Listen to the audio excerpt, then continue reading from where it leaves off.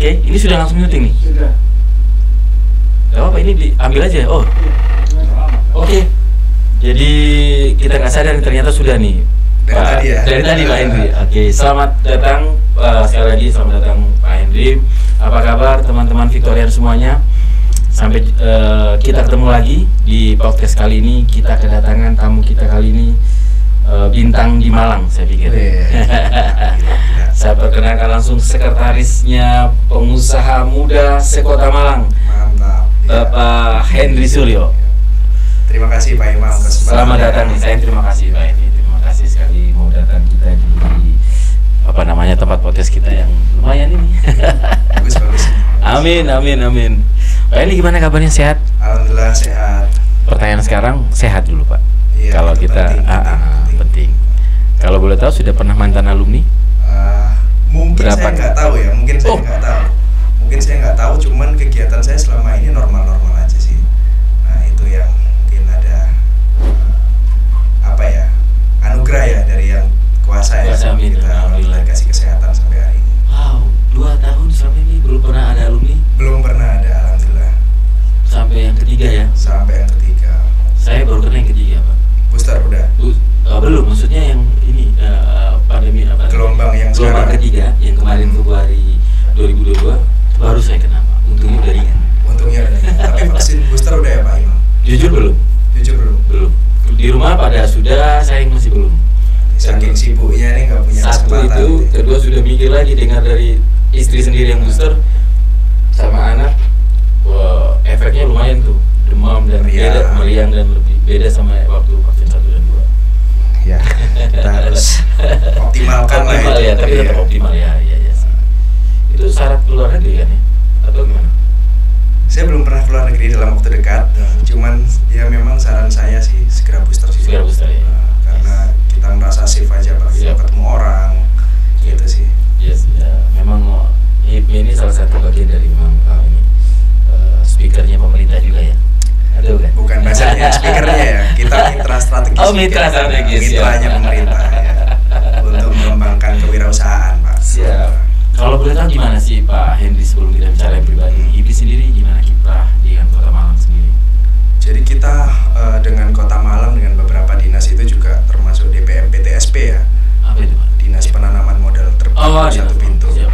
Nah itu kita juga banyak sosialisasi tentang bagaimana kemudahan izin, terutama sejak Kementerian Investasi sekarang Bang Bahlil itu kan senior kita, mantan Ketua Umum, sehingga HIPMI punya satu peran di mana kita bisa menilai kinerja DPM PTSP daerah. Jadi gimana investasi di Malang itu kita punya peran untuk menilai di situ. Salah satunya di situ, sehingga jadi kewajiban kita untuk juga mengingatkan bahwa izin itu sekarang tidak susah. Izin itu mudah, izin itu satu pintu dan online semua. Nah itu yang sering kita gembar-gemborkan bahwa kalau izin aja mudah, terus sekarang ada banyak platform untuk berwirausaha kayak Shopee, sekarang bisa Shopee Live, online, GrabFood, GoFood. Apa yang harus ditakutkan untuk berwirausaha itu apa? Iya kan? Terutama untuk rekan-rekan yang lulus kuliah, mereka yang umur 21, 22. Ayolah segera nih, dunia wirausaha sekarang tuh udah tidak sesusah dulu. Dunia wirausaha itu sudah sangat mudah. Apa yang harus ditunggu, mau nunggu apa lagi nih Bang Imam? Oke, gitu. Saya panggil brother. Iya. Hendri aja. Ini senior saya. Enggak sama. Kalau brother Hendri, kira-kira bro, ini apa sih manfaat konkret ya dari adanya HIPMI? Kan saya sendiri yang bekerja di swasta, mohon maaf nih, belum terlalu melihat nampak. Mungkin karena saya yang kurang pemahaman yang lebih ya terhadap secara teori atau secara pemahaman secara umum bahwa HIPMI oke lah, himpunan para pengusaha muda, tapi bentuk konkret dan tadi mitra strategis dengan pemerintah, bentuk konkret kerjasamanya dalam hal pengembangan pengusaha muda kayak gimana itu? Jadi HIPMI itu kan kita organisasi nasional. Siap. Organisasi pengusaha muda terbesar ya. Di bawah naungan Kadin juga. Jadi secara ADART Bang Imam, kita itu yang bisa ikut HIPMI berusia setara lulus S1 sampai dengan usia 40. Sehingga di rentang usia itu kita sama-sama berkolaborasi untuk mewujudkan ekosistem bisnis yang dinamis. Yang dinamis dalam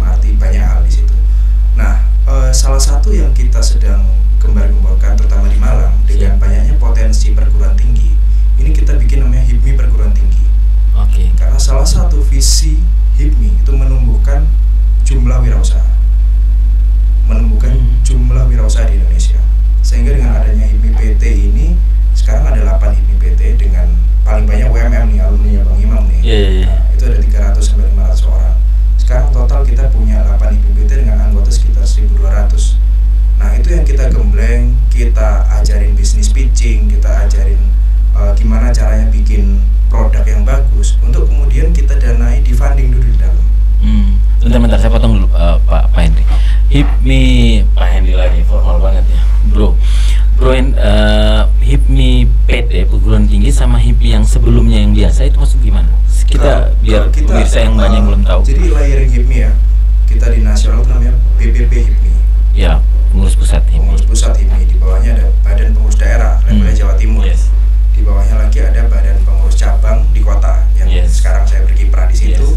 Di bawah kita ada HIPMI PT perguruan tinggi, ada 14 perguruan tinggi yang sedang kita jalin, tapi 8 yang sudah jalan.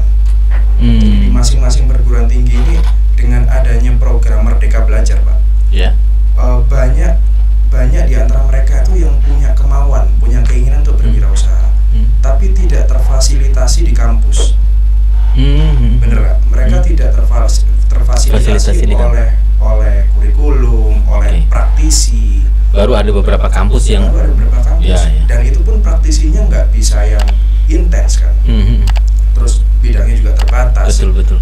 Nah, di situ HIPMI perguruan tinggi hadir untuk menjadi salah satu wadah di mana kita menjembatani mereka yang punya ide bagus dengan kita yang punya network, punya duit mungkin di situ. Ada satu hal yang setelah kita gali memberatkan mereka. Mereka punya ide bagus nih Bang Imam. Cuman mereka nggak punya aset untuk dibangkan misalkan. Mereka kurang bankable. Sehingga ada satu skema crowdfunding yang kita lakukan yang bisa membiayai bisnisnya mereka. Itu yang kita lakukan. Kita share profit, share profit juga share resiko kan, berarti sama-sama. Bisnisnya bagus, idenya luar biasa, cuman mereka kurang bankable. Siapa sih yang mau percaya? Bank mana yang mau percaya amanah umur 19-20 misalkan? Padahal generasi ini tumbuhnya kewirausahaan itu dinamis sekali. Wah, kita udah nggak bisa ngomong TikTok itu tidak berpengaruh, nggak bisa. TikTok sangat berpengaruh, dan itu kerjaannya mereka setiap hari. Di bankable itulah HIPMI PT hadir untuk menutupi celah itu. Menutupi celah itu dengan adanya networking, dengan adanya pembekalan yang intens, ya kita saling bagi resiko dan bagi profit. Selama ini sudah jalan? Selama ini udah jalan beberapa, secara personal atau secara kolektif. Ada beberapa juga yang approach mereka secara personal. Ada beberapa yang kita, kalau memang bisnisnya butuh skala uang 300-500 juta, mungkin kita juga hati-hati nih kalau sendirian, ya 10 orang, 20 orang. Di crowdfunding. Yang sudah boleh tahu, mungkin yang sudah punya nama branding dari usaha yang sedang HIPMI punya program hubungan dengan HIPMI PT tadi. Contoh nih, yang di Malang sudah mulai sudah punya nama. Satu yang startup namanya Zerolim. Startup ya? Startup Zerolim. Malah kebanyakan startup ya? Yang bisnis real? Ada bisnis real kayak bisnis kecil kayak makroni, tapi omsetnya udah sekarang sebulan 30-50 juta. Wow. Itu ide yang mereka itu, bisnisnya HIPMI perguruan tinggi. Yang stand out adalah startup namanya Zerolim. Dia itu ngambil limbah minyak jelantah dari ibu-ibu di Kota Malang, dan sekarang udah di Batu dan Kabupaten. Apa semenjak kasus minyak goreng itu kemarin atau sebelumnya? Sebelumnya itu dia ambil minyak jelantahnya kemudian diolah menjadi biodiesel. Wah, itu yang danain waktu itu bendahara umum HIPMI Malang periode sebelumnya. Sekarang luar biasa valuasinya. Wow. Jadi sebenarnya secara profit saya agak sedikit sekarang ini kalau dengar kata valuasi saya agak sedikit masih ingat banyak bisnis startup. Bukan masih ingat, sekarang sedang bergulir karena booming ini ya, bubbling karena cenderung hanya bicara valuasi, bicara misalnya lebih ngerti nih, tidak bicara profitabilitas. Kalau tadi bisnis itu sudah mulai dari secara bisnis profitnya walaupun nggak dikit atau udah jalan. Yang tadi yang minyak jalan. Si Zerolim itu kok saya lihat kalau kita startup kita jarang berbicara tentang profit ya. Kita berbicara valuasi, kita berbicara traffic, kita berbicara growth. Secara dari aspek-aspek itu menurut saya udah luar biasa. Lipatnya udah luar biasa. Dalam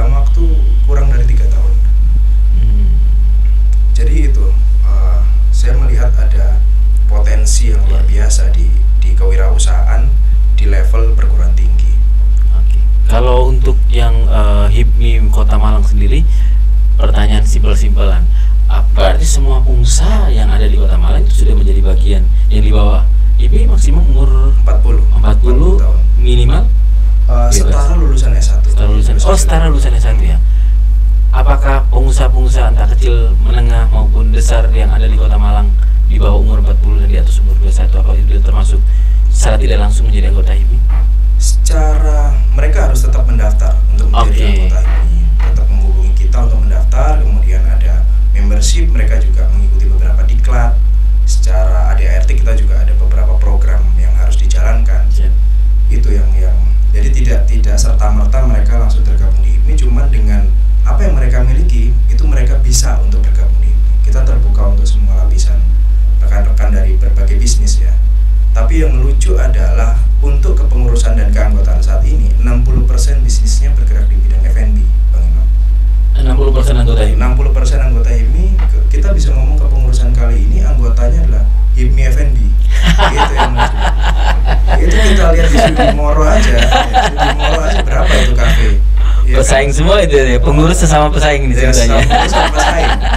Tapi itu bikin bargaining power kita ke supplier, bargaining power kita ke pemerintah itu kuat karena kita solid di bisnis yang sama. Itu menariknya gitu Bang Imam. Siap. Menariknya iya. Terus kalau boleh tahu sih dengan Bro Hendry bergabung di HIPMI, apa kira-kira selain memang ada bargaining, selain ada komunitas ya yang bisa saling ada merasa manfaat tersendiri kalau bergabung di HIPMI? Sekarang kan banyak nih di luar yang lembaga yang yang tidak harus mitra strategis pemerintah, ada banyak, ada sekarang TDA juga bagus ya. Sebenarnya gini, kita sebagai pengusaha itu kesepian, itu yang harus saya highlight ya. Pengusaha itu adalah jalan panjang yang kesepian Bang Imam. Kita mau nanya ke siapa, kita mau cari arahan ke siapa selain kepada Tuhan Yang Maha Esa ya. Susah kita ngomongnya. Di perjalanan ini kita harus banyak mencari teman-teman seperjalanan, mencari kitab suci. Betul. Kayak Sun Gokong itu teman seperjalanan bisa kita carinya di HIPMI, bisa kita cari TDA, di luar itu nggak ada masalah. Siap. Nah pada saat ini yang saya menemukan teman seperjalanan yang nyaman itu baru di HIPMI. Itu saya pribadi ya. Dan tapi ini juga saya cerita kepada rekan-rekan bahwa HIPMI ini seperti nge-gym. Kita bayar keanggotaan, kita nggak pernah datang ya percuma, otot nggak akan gede. Itu kita kembalikan ke mereka. Banyak orang ya mungkin cukup kecewa, kenapa HIPMI cuma gini-gini aja, kenapa cuma gini. Ya itu karena mereka secara pribadi menurut saya kurang memanfaatkan peluang, atau mereka mungkin nggak nyaman nih sama teman seperjalanannya, yaitu nafsi-nafsi ya mereka. Tapi sebenarnya banyak manfaat bisa dilakukan di situ ya. Tergantung kepribadian kita ya. Kita gabung HIPMI itu menurut saya harus punya visi dulu. Mau ngapain? Mau ngapain dulu? Lu mau cari proyek atau mau cari cari partner? Nah, kita tahu visinya dulu, baru kita cari organisasi yang tepat. Kebanyakan mereka mungkin visinya nggak sama kita.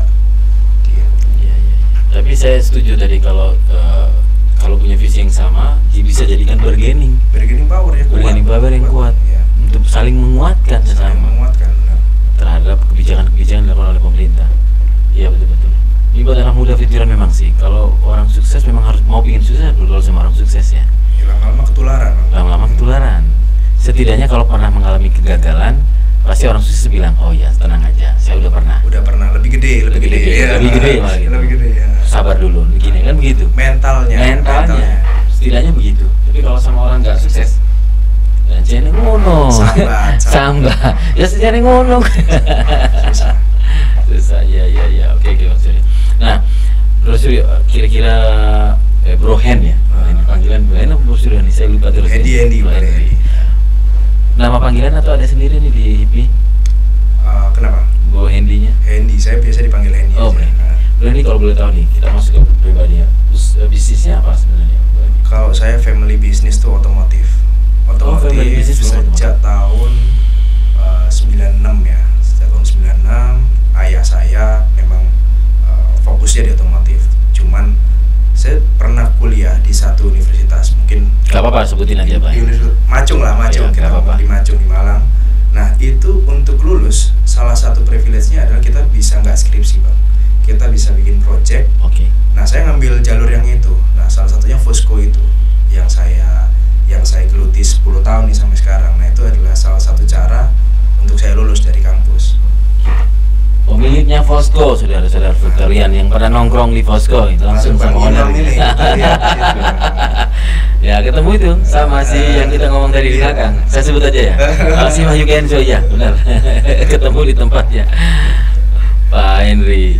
Nah, kalau nggak, maksud saya sebelum nih kita bicara Fosco, family business itu, Bro Henry nggak melanjutkan itu atau sekarang sambil melanjutkan? Sekarang saya sambil melanjutkan, Cuman kembali lagi bahwa bengkel atau apa sih? Itu kita bengkel dari mesin, terus body repair, terus kita juga melakukan sewa mobil ke perusahaan-perusahaan, corporate service, all in lah dari hulu ke hilir. Sewa mobil masih rame sekarang? Untuk dulu nih, sekarang masih? Untuk corporate kita kan kebanyakan sewanya yang model box dengan chiller, box dengan cooler kayak gitu. Iya. Untuk distribusi kebanyakan, bukan yang untuk operasional. Bukan operasional ya. Dulu operasional rame, kalau sekarang sudah ada Grab, ada ini Gokar, itu mengganggu lah. Iya. Ya memang kita mau nggak mau harus terdisrupsi. Iya, terdisrupsi lah. Iya. Mengganggu diksinya agak ini nih. Iya, terdisrupsi lah kita. Iya kan, kita harus agak-agak startup gitu kan. Oke, kenapa nggak mau fokus juga di bisnis family itu tersebut yang bengkel mobil? Tapi Bro ini bisa juga model. Kalau saya itu secara keilmuan saya lebih mendalami finance dan HR. Finance dan HR. Jadi yang saya lakukan di situ bukan ke technical ya. Technical ada adik saya. Jadi emang kita bagi tugasnya, saya lebih di HR dan finance. Mungkin adik saya lebih ke technical. Saudara ada berapa? Kita 2 bersaudara. Saya sama adik cowok sih. Cowok semua. Jadi apapun yang saya lakukan semua pasti nggak saya lakukan sendiri. Karena kalau ditinggal podcast kayak gini kan nggak ada yang ngurus kan. Nah, itu adik saya yang bagian ngurus. Nah. Saya jadi teringat ada satu bintang artis, Bro. Jadi ada yang artis, dia ingin ketika dia sukses, dia bukan masyarakat melihat dia bukan karena dia sukses, tapi masyarakat melihat dia bahwa ini ya wajar dia kayak gitu, emang orang tuanya. Wah, privilege ya.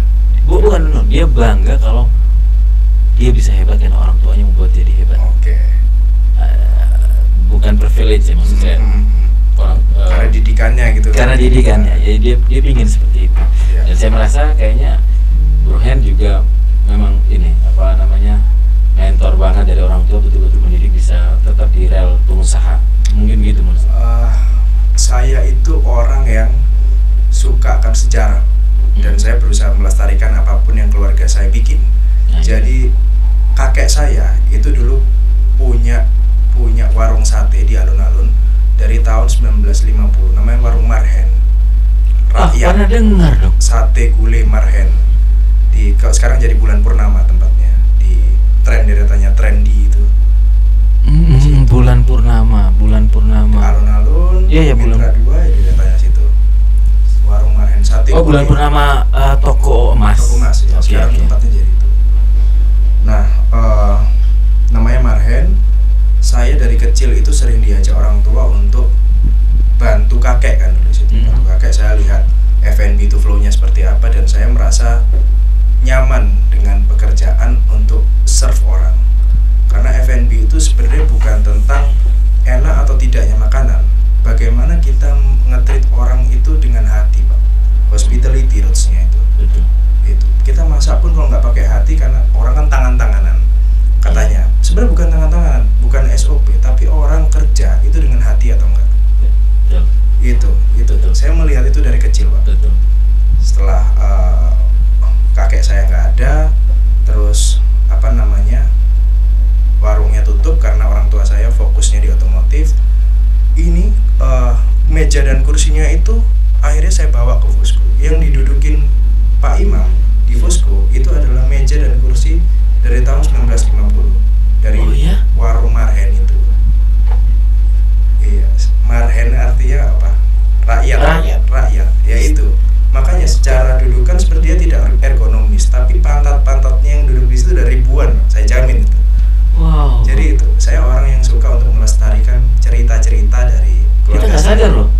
nggak sadar loh. Itu terus ada satu showcase yang di Fosco, kalau teman-teman kesana itu saya buat taruh mainan saya waktu kecil. Itu dulu di warung Marhen tempat kerupuk Pak, kerupuk ikan. Iya. Oke. Ya itu selalu menemani saya sehari-hari. Terus kan ada velg itu adalah dari mobil ayah saya pada zaman saya kecil. Iya. Jadi sebenarnya kalau orang ke Fosco itu kayak orang masuk ke memori saya tanpa mereka sadari. Termasuk saya. Iya, tanpa Anda sadari itu kayak masuk ke memori saya, Pak. Saya mempersilakan semua rekan untuk masuk ke memorinya. Gitu. Mantap bro. Oh, ada sate itu ya? Sate dan gulai. Mohon maaf, biasanya sate itu arudap? Enggak, Pekalongan. Jadi kakek saya itu waktu agresi militer hijrah dari Pekalongan ke Kota Malang jalan kaki. Kemudian belajar bikin sate ya, agresi militer. Ceritanya seperti itu, long story short. Kakek dari Pekalongan jalan kaki ke Malang, menikah dengan orang Malang, bikin sate kecil-kecilan, lama-lama beli warung ya sampai hari ini. Terus kemudian dijual setelah meninggal. Tempatnya itu dijual. Tempat orangnya meninggal, tempatnya dijual, meja kursinya masih hidup sampai hari ini. Lu mahal juga tuh di situ ya? Mahal pada saat itu kan kawasan pertokoan memang. Iya, mahal itu ya tempatnya. Tengah kota. Sekarang apalagi ada kayak tangan heritage itu. Iya. Naik lagi daerah meter lumayan itu. Lumayan. Ya kita syukuri aja Pak ya. Gitu. Oke. Nah, kok bisa nama rubah Fosco, kenapa nggak tetap Marhen? Saya menilai itu terlalu kiri Pak. Kita kapitalis, malu kita pakai nama itu. Marhen merah semua ini. Merah semua, padahal kita warnanya nggak merah ya. Fosco pun sebenarnya tidak lepas dari Marhen. Jadi dulu ada satu minuman kayak gini. Satu minuman kayak gini itu terbuat dari coklat Pak. Sama kakek saya dinamain es Fosco. Gitu ya. Saya nyoba tuh. Es Fosco itu dulu ada di tempat saya, sekarang masih ada di Hoklai. Hoklai itu ada es Fosco namanya. Jadi es terus es coklat rasanya asin gitu. Gitu. Itu ciri khasnya di situ. Coklat asin itu dari coklat memang. Susu coklat cuman mungkin ada tambahan. Oh iya, ada tambahan yang lain. Itu minuman sebenarnya dari zaman dari zaman di sana. Cuman saya ambil namanya doang karena saya sebenarnya pribadi nggak suka minum itu karena coklat asin kan saya juga nggak selera gitu loh. Iya. Oh, itu minuman yang dibuat kakek dulu. Minuman yang dibuat kakek. Namanya Fosco. Belanda berarti, kayaknya Belanda deh. Istri kakek saya, nenek saya itu adalah seorang chef di keluarga Belanda pada saat itu. Jadi mungkin beberapa menunya itu fusion antara Jawa dan Belanda. Begitu. Memang basicnya masak-memasak. Oh iya, memang darah daging kepanggil sih. Kepanggil. Cuman ayah saya aja yang otomotif. Pernah nanya kenapa bisa lari ke otomotif? Mulai dibeliin ayah dulu, kakek beliin mobil mungkin ya. Mungkin dia suka karena suka ngoprek aja. Tapi ya itu maksudnya saya merasa senang ketika bisa menceritakan ini, cerita keluarga saya ini kepada orang-orang. Betul. Karena berarti pernah berarti gini, melihat sendiri apa yang dilakukan oleh kakek sehingga bisa tertanam. Selain itu ada mungkin kata-kata atau didikan kakek pernah secara verbal. Kalau kakek sih nggak lama ya, maksudnya saya kecil beliau udah nggak ada. Mungkin ayah ya. Kalau ayah itu dulu prioritasnya adalah kerja nomor 1, keluarga nomor 2. Itu. Dan ibu saya mengamini itu sehingga saya sering di rumah dengan ibu saya. Sempat ketika saya besar saya tanya, kenapa kok keluarga nomor 1? Karena kenapa kok kerja nomor 1? Karena kerja yang menghidupi keluarga. Logika dasarnya seperti itu. Logika kapitalis ya. Kerja yang menghidupi keluarga. Jadi ya secara tatanan mungkin beliau menganggap kerja nomor 1. Ya ketika kita fokus pada sesuatu pun kadang memang ada hal yang sisi lain yang dikorbankan. Kerja kita butuh fokus, pada akhirnya memang keluarga kita mencoba. Bukan tidak meninggalkan ya, betul. Tapi nafkah itu adalah bagian dari kepedulian. Betul sekali. kalau kita meninggalkan, kita tidak peduli, kita nggak ngasih nafkah. Betul. Tapi nafkah, kehidupan yang cukup, nasi itu adalah bagian dari rasa cinta dan kepedulian kita pada keluarga. Bener kan? Betul iya. Sekali setuju ini. Tapi kadang-kadang kalau istri kan nggak bisa nerima itu. Waktu masih diminta, kita kan aduh susah ini. Buat istri saya kalau nonton curhatan sama ayah ini bicara. Curhatan tersebut. Ini nggak bisa kita sampaikan secara belak-belakan, nggak bisa. Terus kamu kapan di rumah? Itu nanya. Ya di debat dan kemudian kita harus diam aja. Kita ngantar lagi ya biar aman ya kan. Iya boleh. Kita masuk nih ke Fosco, bisa muncul Fosco selain tadi ya, barang-barang banyak dari bisnis kakek dulu ya. Mulai terciptanya bisnis F&B ini tahun berapa tadi? 2012. Awal ceritanya? Karena waktu saya semester 4 itu saya udah tahu bahwa masuk Macung itu kita bisa lulus dengan project. Oke. Udah. Barangnya ada, tempatnya ada, visi saya ada, ya akhirnya saya bikin Fosco. Udah, saya pasti lulus dengan ini. Walaupun sebenarnya buka itu tanpa dengan kuliah di Macung atau kuliah dengan punya sistem kayak gitu, mestinya bisa dong.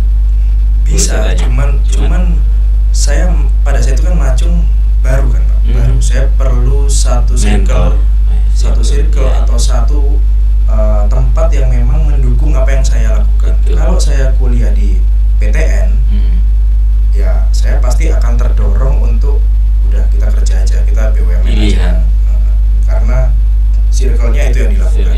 Tapi kalau di Macung saya rasa semua mendorong, environment-nya mendukung untuk kita berwirausaha. Betul. Itu sih, saya nggak mau salah environment aja. Ini nih bagi anak-adik yang baru lulus nih, mestinya sudah punya vision nih. Ini penting visi. Jadi masuk kuliah aja sudah punya visi sebenarnya. Harus ya. Kita tuh dikasih modal yang sama Tuhan, itu waktu. Iya. Dan itu privilege itu. Privilege Pak. Jangan dibuang-buang ya. Miskin bukan privilege ya? Iya, miskin bukan privilege. Kan sekarang yang masuk itu. Iya bro ya. Iya. Jadi terus setelah mendapat environment, kemudian jadikan project di semester akhir, jadilah barang ini sampai hari ini. Wow. Itu sih. Ya salah satunya mungkin jokesnya adalah ketika saya di tempat otomotif, saya melihat banyak cowok-cowok ya. Kalau di Fosco banyak ciwi-ciwi, mungkin itu yang bikin kita seger juga tiap hari. Iya masuk lagi. Kita cari environment yang membangun lah. Iya. Nah, di pandemi kemarin 2 tahun ini gimana Fosco? Fosco luar biasa terdampak ya pastinya. Iya. Karena orang udah di-restricted untuk nggak makan lama-lama, even nggak masuk di situ. Betul. GoFood, GrabFood, layoff karyawan juga ada. Betul. Cuman di situ ada satu momen yang akhirnya saya itu karena banyak di rumah, saya pelihara kucing. Oke. Pelihara kucing, istri saya beli kucing 1, 2, 3, 4, 5, 6, 7 sampai sekarang 18. Akhirnya saya melihat pelihara kucing ini kok luar biasa. Ininya biayanya. Satu kucing aja lumayan per bulan. Akhirnya saya join untuk bikin klinik hewan dan saya develop sekolah untuk anjing. Sekolah untuk anjing bersama rekan saya Billy dan Tata itu di Secret Zoo. Jadi ada yang pavilion. Secret Zoo Batu. Pavilion. Jadi rootsnya adalah ketika saya punya anjing tapi saya titipin Pak. Yeah. Ketika anjing itu nggak nurut, itu bikin kita stres. Dia pup sembarangan, dia pipis sembarangan, dia disuruh apa-apa nggak bisa. Sama kayak kita punya anak tapi nggak nurut kan stres. Akhirnya ini ada solusinya nih. Ada tempat untuk menyekolahkan. Karena ketika anjing nggak nurut, kita stres. Banyak yang akhirnya dibuang di jalanan. Padahal tuh anjing ras, belinya juga nggak murah, dibuang di jalanan. Itu yang kita mau minimalisir.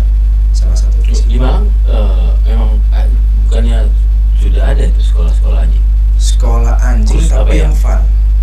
Jadi dia ada sekolah renangnya, sekolah triksnya, terus kepatuhan, kayak gitu. Itu yang pada saat pandemi menyelamatkan baik finansial dan mental saya. Oh iya? Iya, karena kan kita fun, kita lihat hewan-hewan, kita fun, ke klinik, kita ke sekolah. Finansialnya itu kan lumayan Pak, pemasukannya. Jadi termasuk kesehatan kucing tadi ya? Iya, itu kerja sama dokter atau memang bisa sendiri? Dokter hewan. Kebanyakan bisnis saya nggak ada yang kita kerjakan sendiri, Pak. Jadi saya melakukan sesuai dengan kapabilitas saya sebagai HR dan finance. Lalu ada beberapa rekan yang memang ya lo bisa dokter hewan, ya dokter hewan, lo bisa training, ya training. Gitu. Nah ini penting buat teman-teman pengusaha juga bahwa kolaborasi ya. Kita nggak akan bisa mengerjakan sendiri. Betul. Gitu. Menarik, Pak. Kapan-kapan Bang Imam harus saya ajak ke sekolah. Pasti. Tapi kalau anjing saya takut Jun. Iya. Loh, yang menarik, Pak. Sebelum sekolah anjing itu saya sama teman-teman bikin kafe, pavilion di Kesema. Itu jadi kita bisa makan. Awalnya tuh ada orang ke Fosco. Orang ke Fosco bawa anjing ini nanya, boleh nggak nih? Kalau saya sih secara pribadi nggak ada masalah. Okay, ya. Cuman beberapa meja sebelahnya merasa terganggu, Pak. Karena ya mungkin takut atau apa. Akhirnya saya merasa ini ada peluang kita bikin tempat makan yang memang orang bisa main sama anjing. Khusus itu ada pavilion. Ntar saya tunjukin. Siap. Jadi kita ada anjing in house dan orang boleh bawa anjing ke situ. Iya ya, di luar negeri kan kadang kan di tempat umum dia itu di mana? Di Jalan Kesema Dieng. Jalan Kesema Dieng. At Pavilion Dog Cafe namanya. Nah, pada saat awal saya buka itu saya kira marketnya bakal banyak teman-teman yang Chinese ya. Ternyata 35% teman-teman yang di situ adalah teman-teman yang berhijab, Pak. Okay. Iya, fun fact-nya adalah seperti itu. Karena mereka suka dengan anjing, tapi mereka nggak boleh pelihara di rumah. Ya. Sebenarnya kan ada cara bersucinya juga ada. Cuma masing-masing punya pemahaman sendiri ya terhadap anjing ya, tapi semua sudah diatur. Semua sudah diatur. Bisa dipegang atau bisa semua kan kita punya itu yang fun fact-nya adalah seperti itu. Berarti kan pasar yang niche itu sebenarnya bukan pasar yang tidak ada, cuma sedikit aja, tapi bisa kita kelola. Peluang-peluang tuh dari mana aja bisa. Saya kira tadi mau dengar, saya udah dengar ujungnya tadi, saya kira ada sekolah untuk bagi yang penakut sama anjing. Ya mungkin kalau ikut saya tiap hari ke sana lama biasa lah. Gitu. Ya sekali 2 kali disinggungin ya lama biasa. Itu anjing gede atau ada macam-macam, mulai Chihuahua, Labrador, macam-macam. Kita ada in house-nya mungkin sekitar 40 anjing, 40 ekor. Itu sekarang untuk kafenya kita ada di Malang sama Surabaya di Citraland.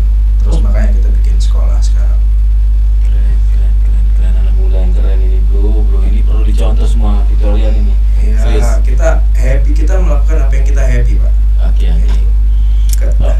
Pikiran dasar dari Bro Hen dari kecil besar sampai besar, apa yang buat akhirnya oke saya berbisnis saja, sampai pada saat kuliah aja mau sudah berpikir nih untuk mendukung bisnisnya, apa sih yang membuat tertarik? Atau mungkin ada satu cerita yang saya masih ingat ini. Orang tua saya pernah cerita ini.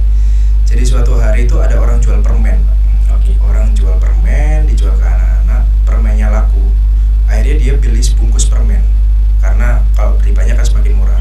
Sebungkus permen laku, akhirnya beli sekarton, terus dia beli 1 truk, lama-lama dia beli 10 truk permen semua isinya.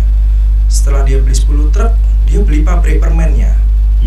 Setelah dia beli pabrik permennya, dia beli tebunya, beli gulanya.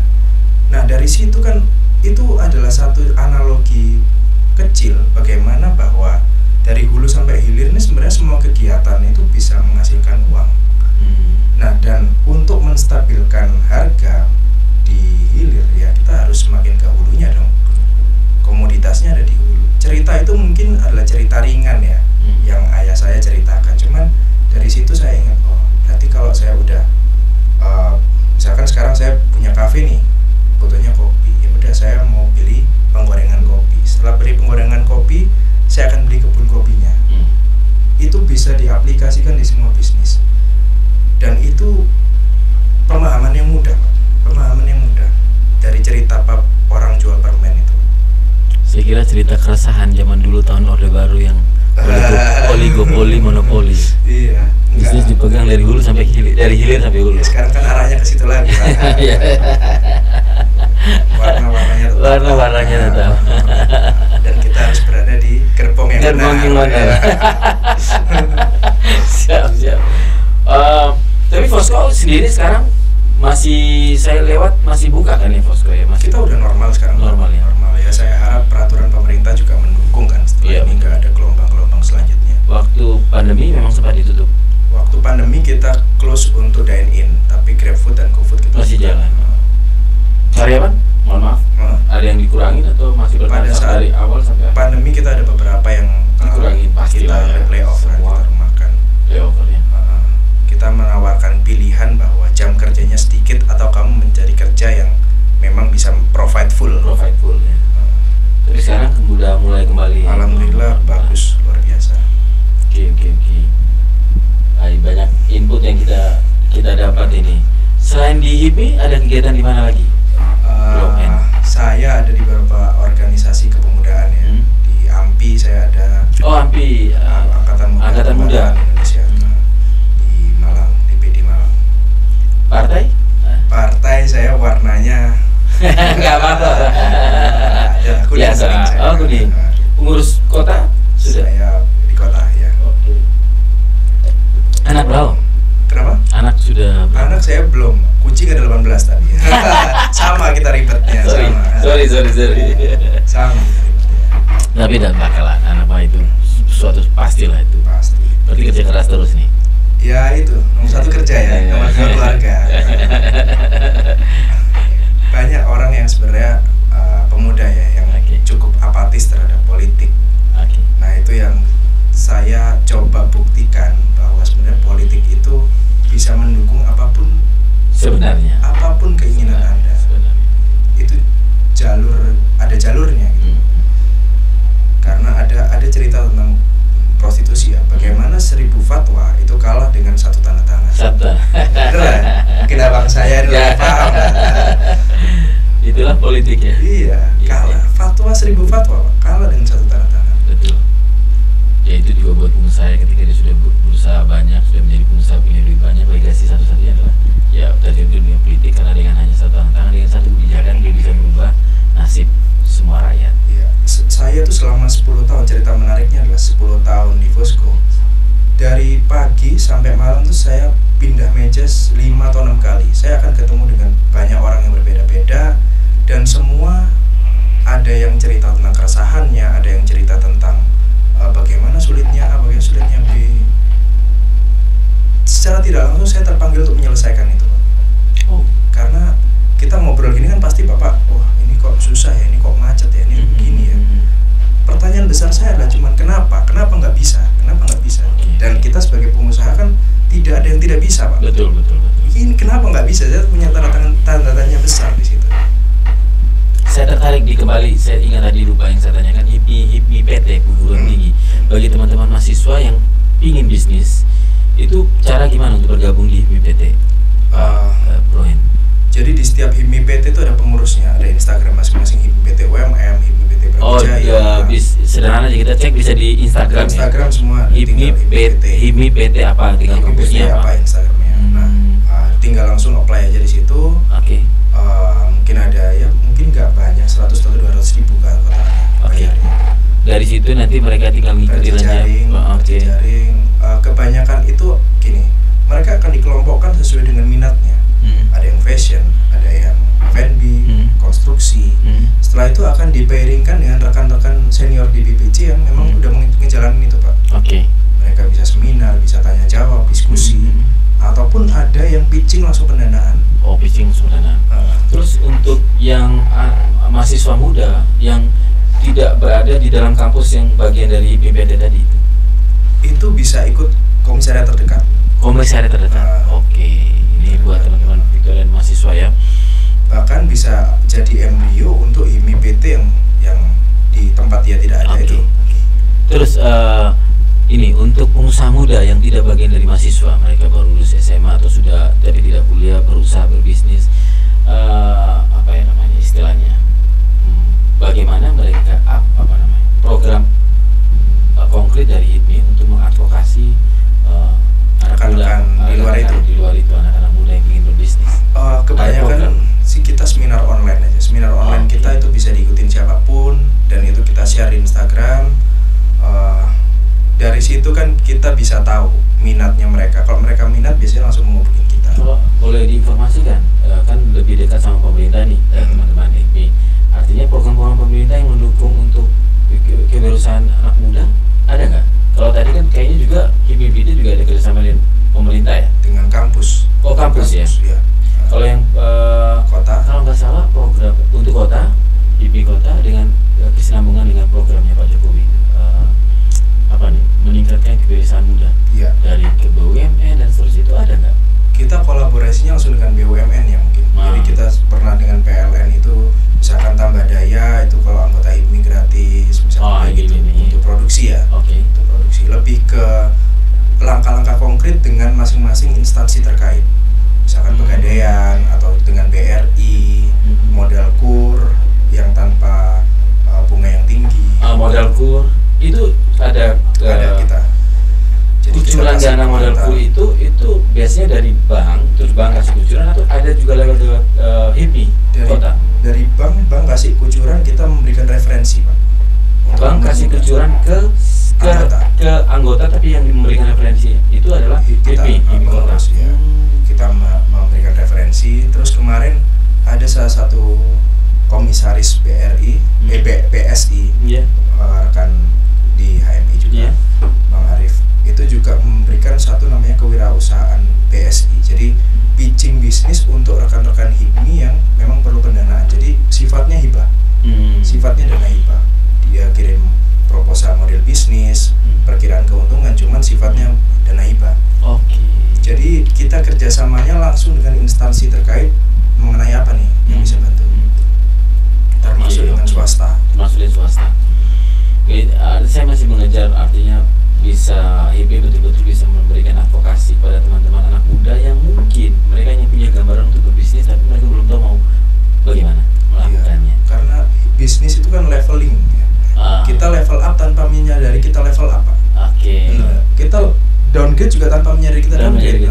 Tahu-tahu kok duit habis, udah gitu aja. Nggak ada yang, lo udah level up sekarang, nggak ada yang bilang gitu. Jadi akhirnya kita tahu kita di level mana itu tergantung kebutuhan.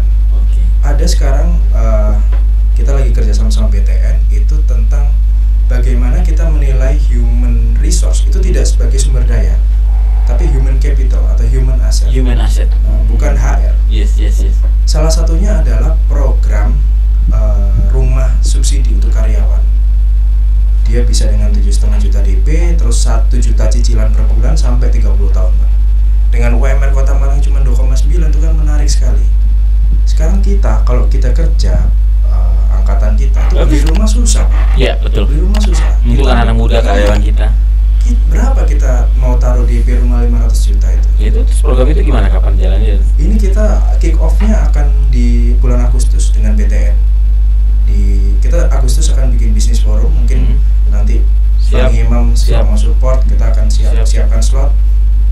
Jadi yang udah join to OCBC tentang women empowerment, bagaimana dia akan ngasih anggota kita yang cewek itu bunga modal kerja spesial. Terus sama BTN kita akan bikin program untuk loyalitas karyawan, di mana kita harusnya nge-switch itu tadi. Human resource adalah bukan human asset atau human capital. Jadi anggapannya aset itu kan harus dirawat. Betul. Gitu. Karena sekarang nggak mudah untuk cari pegawai.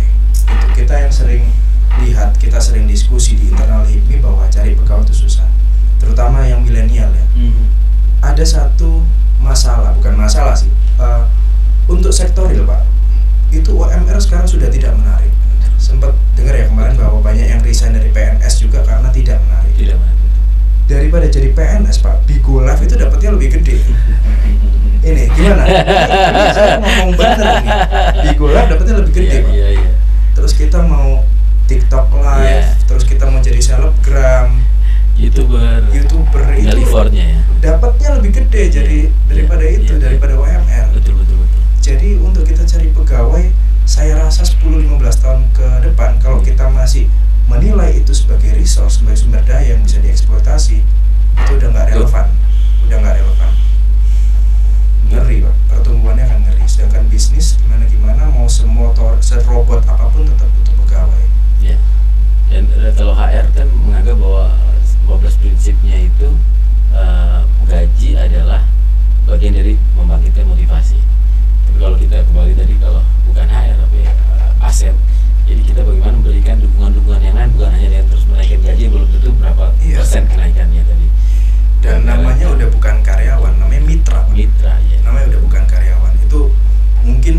lazimnya akan 5-10 tahun lagi udah bukan karyawan mitra.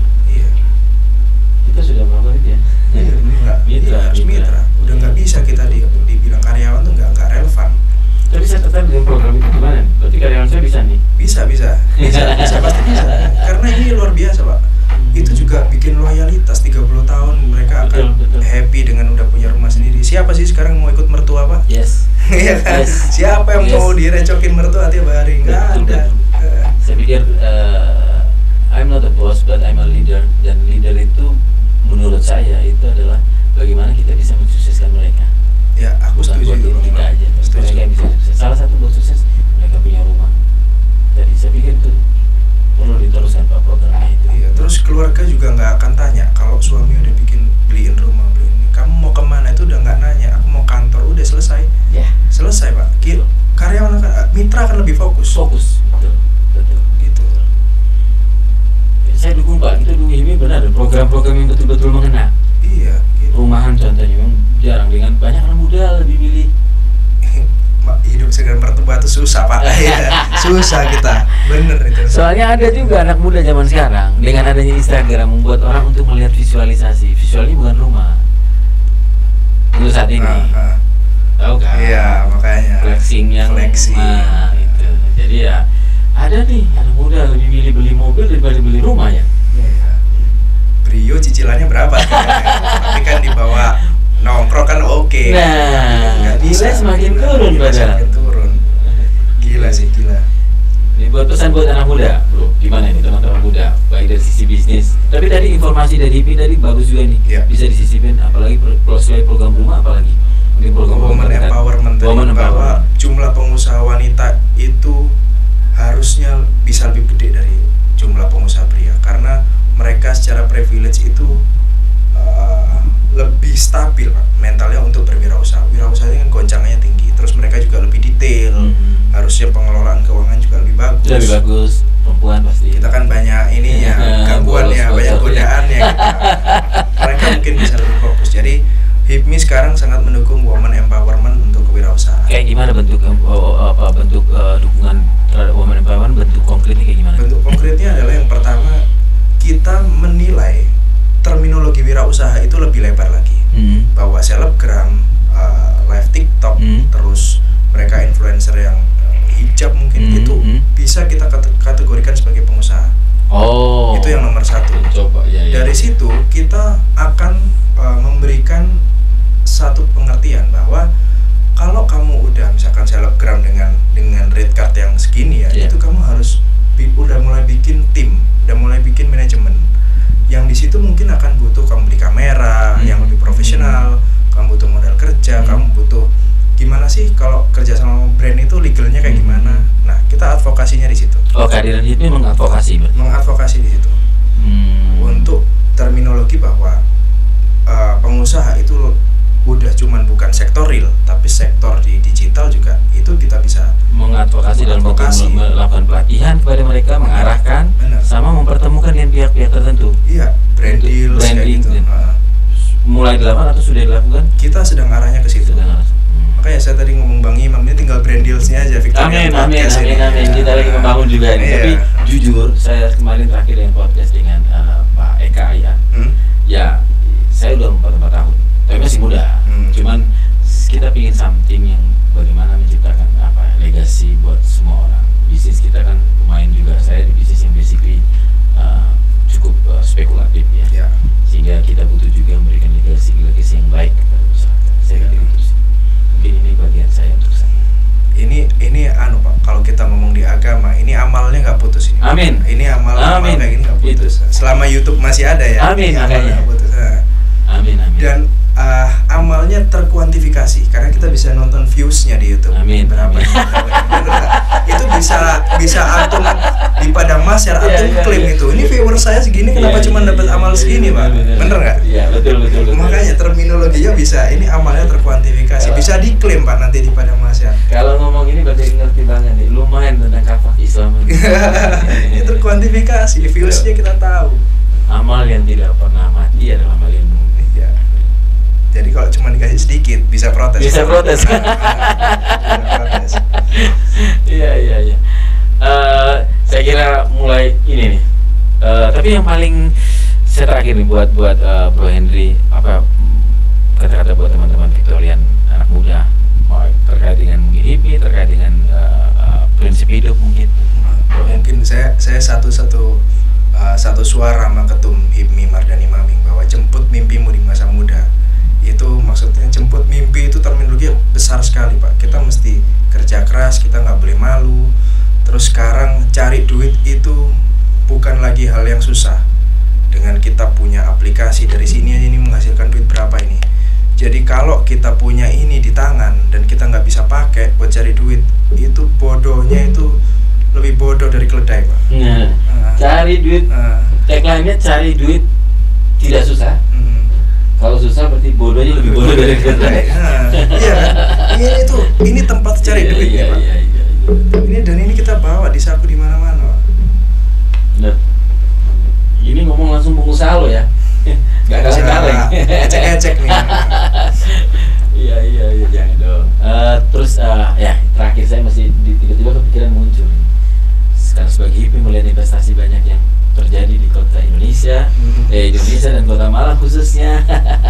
Gimana komentar Bro Henry selaku pengusaha? Itu luar biasa bahwa high profit high return. High risk high return. High risk high return. Cuman bedanya adalah high return no risk ya. High return no risk ya. Yang di framingnya gitu tuh. Flexing itu ya ini lagi-lagi ini problemnya di sini Pak. Bahwa anak muda itu sekarang maunya instan. Itu udah virus sehingga salah satu jalannya adalah vaksinnya itu ya harus dihadapi kenyataannya, dibenturkan dengan kenyataan. Salah satunya beberapa kasus yang terungkap ini loh sebenarnya nggak gini, jadi wawasan yang selama ini terbentuk tentang flexing itu harus dikonter terus Pak. Kalau nggak gitu generasi 10-15 tahun lagi habis mentalnya. Saya merasa itu sih, kadang-kadang pernah beberapa kali ngajar di kampus dulu, saya selalu membahas tentang legalitas investasi dan seterusnya, tapi kadang-kadang teruntuhkan dengan kejadian-kejadian. Aduh, kita kasih ilmu bolak-balik, masih ada kejadian juga. Oknum trader. Iya. Ya, tapi dari pengusaha muda melihatnya gimana? Senyum-senyum aja atau gimana? Kita melihatnya sih tetap peluang ya, bahwa informasi yang minimal dengan market yang belum banyak tahu itu juga dua sisi POV-nya. Bisa kita lihat itu sebagai threat atau sebagai opportunity. Betul. Bagi beberapa orang memang disengaja udah nggak usah diedukasi, bener. Kalau itu peluang Pak. Kebodohan itu peluang bagi yang mereka mengerti. Oke. Kita pengusaha kita bisa melihat itu dari dua sisi. Cuman kita mau act like hero atau kita mau ngambil untung, udah itu terserah orang. Mungkin kontrasnya seperti itu ya, kontrasnya. Oke. Di satu sisi memang banyak juga orang yang nggak kepingin mengedukasi, karena dengan teredukasi berarti peluangnya habis dong, mengecil peluangnya. Iya kan? Generasinya akan terus tumbuh Pak. Generasi ini akan terus tumbuh yang belum diiringi dengan pendidikan yang bagus, pendidikan di luar pendidikan kurikulum ya, termasuk pengetahuan tentang investasi. Itu pasarnya besar. Keresahan dari Bro Henry sendiri terkait anak muda, apalagi sebagai pengusaha muda? Ya, saya melihat itu tadi bahwa kemauan untuk instan itu juga sangat meresahkan. Nomor satu. Nomor dua adalah sektor SDM, HR itu juga harus diganti menjadi human capital atau human asset, dan karyawan itu harus diganti ke mitra, dan itu cepat atau lambat akan terjadi. Keresahan saya gitu. Jadi kenapa saya menggaungkan itu, karena bagi anak-anak muda ini menjadi mitra itu akan jauh lebih menguntungkan. Karena mitra itu punya bargaining power, karyawan tuh nggak punya.